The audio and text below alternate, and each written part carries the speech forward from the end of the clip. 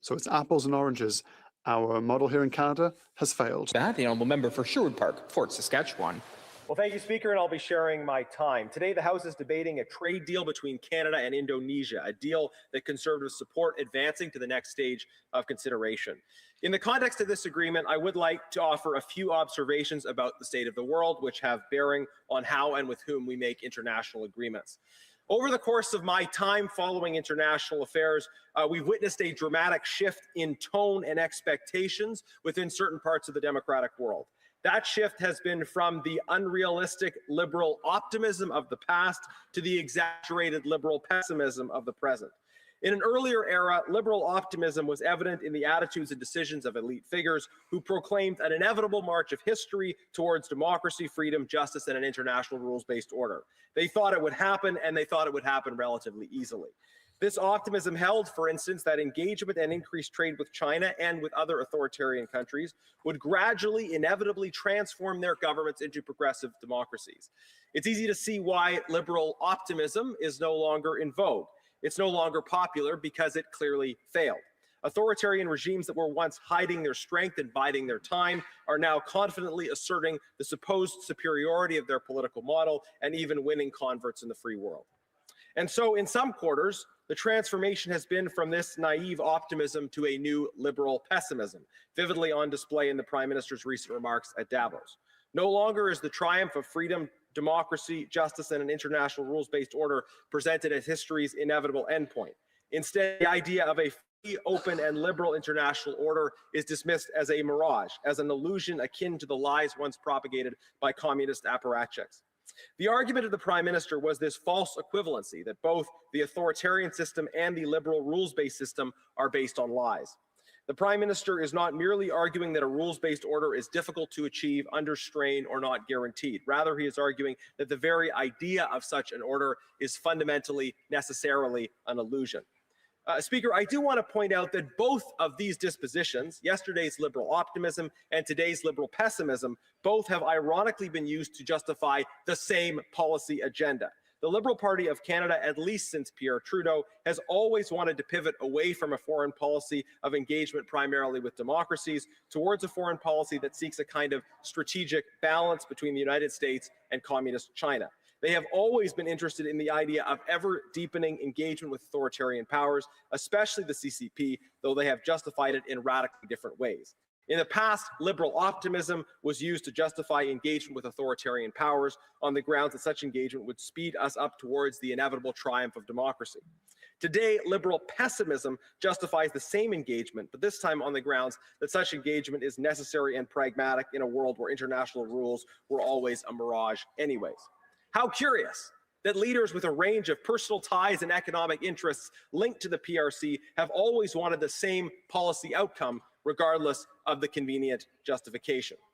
But regardless, Mr. Speaker, today I call on the House to reject both of these flawed dispositions, the extremes of liberal optimism and of liberal pessimism.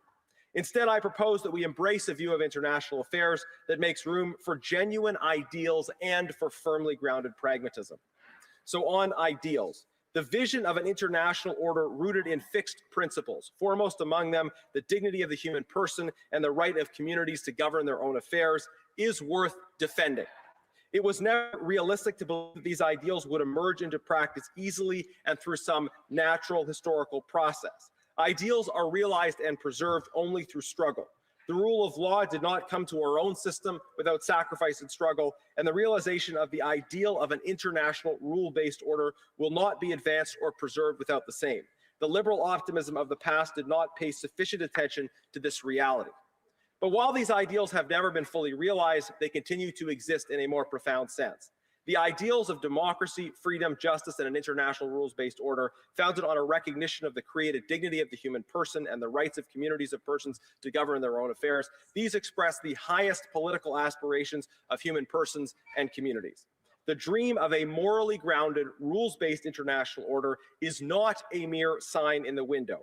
While it remains unrealized, it is a concept well worth pursuing. We must not merely accept the world as it is, we must act to create a better world. Speaker, my grandmother was a Holocaust survivor, and the promise we made to her generation was the promise of never again. and for her generation, and for the Uyghur children of today, whose genocide remains unrecognized by the Canadian government that wants to make deals with their oppressors, for them and for so many others, we must and we will keep that ideal in mind. Speaker, Canada must chase its ideals with clear-eyed pragmatism, seeking concrete, meaningful gains rather than symbolic or ephemeral ones, moving constructively towards those ideals where possible, focusing on what we can actually change. The very nature of pragmatism is that it implies that there is an objective being pursued. To be pragmatic is to be practical in the process of pursuing some goal. You cannot call yourself pragmatic if you have no goals or ideals at the end of the day. So in this troubled world, we can hold our ideals high while being smart and strategic in their pursuit. The Prime Minister has also spoken at times about this, calling it values-based realism. This is a concept that I could get behind in theory, but it is clearly not informing the concrete actions of the government. In reality, the Liberal Party has consistently pursued closer ties with authoritarian regimes. By contrast, Conservatives will be consistent in defending the vision of a free, democratic world that stands together and collectively defends its shared democratic values. I noted that in the Prime Minister's speech in Davos, he spoke only about great powers and middle powers, but the distinction between democratic powers and revisionist authoritarian powers remains the most central and defining distinction of our time. The CCP, in addition to interfering in our affairs, continuing to jail our citizens such as Hussein Chalil and committing genocide against its own people, is trying to establish strategic control of the flow of resources that will be most critical as technology changes. The goal is for the CCP to be able to use strategic resource domination to direct world affairs.